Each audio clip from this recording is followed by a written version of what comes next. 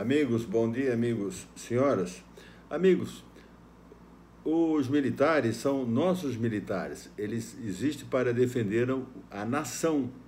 E a nação quem é? A nação somos nós, o povo. Nós, o povo, o conjunto da população brasileira forma a nação que nós chamamos de Brasil.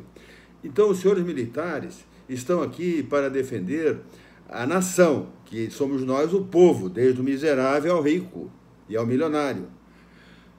Não é para defender quem está no governo, não é para defender as autoridades. Os senhores são autoridades e têm, inclusive, o poder das armas. Em 1964, o comunismo estava avançado no Brasil, atualmente está mais avançado ainda, porque está em todas as instituições do Brasil, em todas as cidades, estados e na federação, no governo federal. Então, meus amigos, os militares, eles precisam entender que eles existem para defender a nossa nação. A nossa nação que é? Somos nós, o povo. Eles não existem para defender autoridades corruptas. Não existem para postergar o combate ao crime organizado no poder. Esta alcunha, essa frase, crime organizado no poder, foi elaborada pelo advogado Ribas Paiva. Esse é o mérito dele. E eu tenho visto que ministros do Supremo Tribunal Federal, hoje em dia, falam do crime organizado. Deputados comunistas falam isso. Presidentes da Câmara falam isso. Cara de pau! Cara de pau! Então, meus amigos, em 64 era o comunismo e o Brasil era miserável. Aí os militares assumiram o poder, combateram o comunismo e criaram o Brasil. Eu já falei isso para os senhores, né? A energia que o senhor usa na sua casa é do tempo dos militares, há 50, 40 anos atrás, há 35 anos atrás. Então, voltando lá, a função dos nossos militares, que são nossos, os militares são do povo. Comparando 64 com agora, além do comunismo, está o crime organizado no poder muito mais bem estruturado. E não se esqueçam que os senhores sabiam disso, mas não conseguiam elaborar esse raciocínio feito com 3, 4 palavras da frase do Antônio Ribas. É o crime organizado no poder. Os senhores entendem isso? Entendem. Todos nós entendemos isso. E o senhor sabe disso também. Todos os senhores militares sabem disso. Eu tenho vários amigos militares. E eu ouço muitas histórias. Agora, há militares patriotas e decentes e honrados que vão ter que fazer alguma ação, alguma atitude.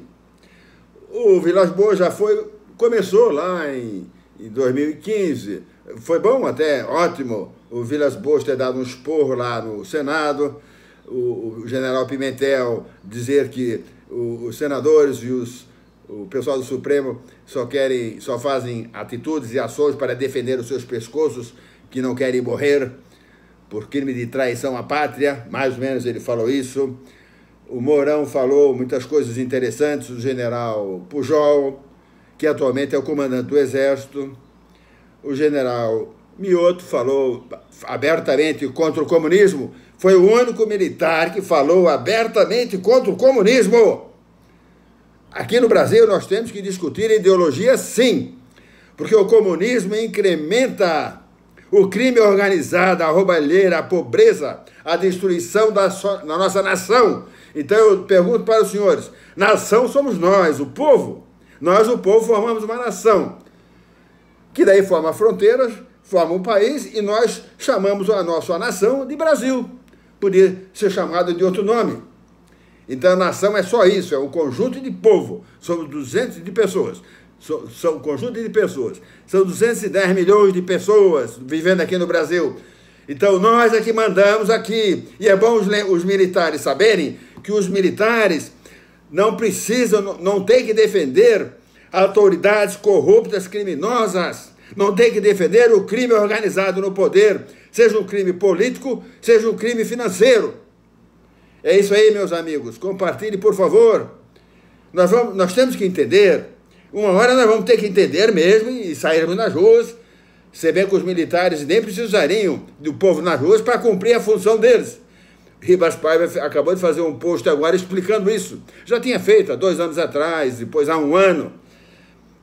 E alertando a população e alertando a função dos militares. Os nossos militares estão muito acomodados também. Então, intervenção, meus amigos, é uma coisa comum, está na Constituição, é uma coisa legal, é uma coisa democrática, é democrático. E eu acredito que depois que ocorrer intervenção aqui no Brasil, já que o Brasil é o maior país da América do Sul e o mais rico, o Brasil é rico, é riquíssimo. Os outros vários países comunistas de merda aqui da América do Sul também vão acabar fazendo essa intervenção constitucional.